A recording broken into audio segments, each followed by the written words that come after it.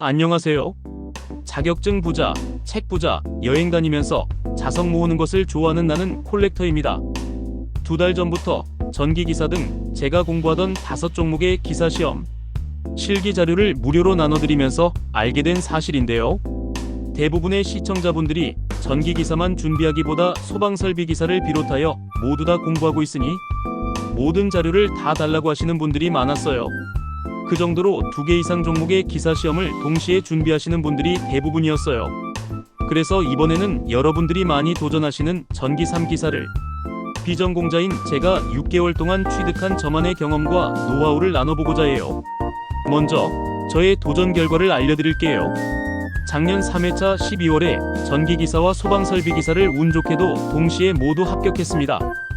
그리고 이번 6월에는 전기공사기사까지 합격하게 되어 전기 3기사를 모두 취득하게 되었네요.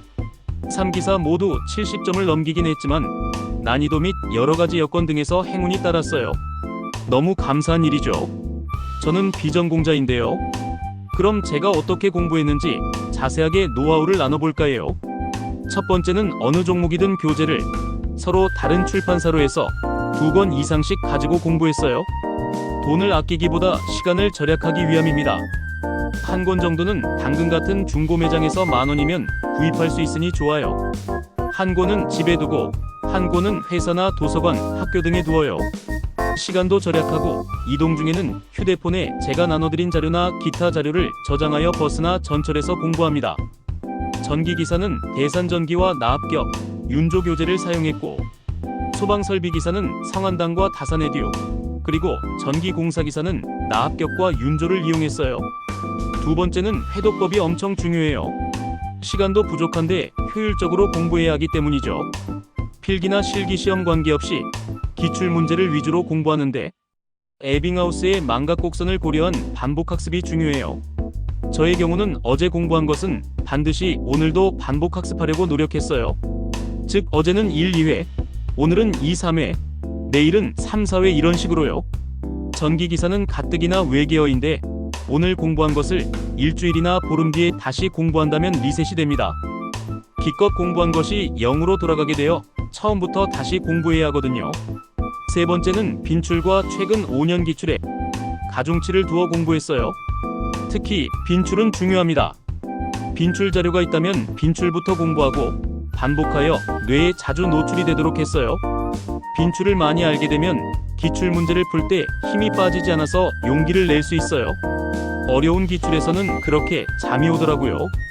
이번 시험 완전 망한 것 같고요.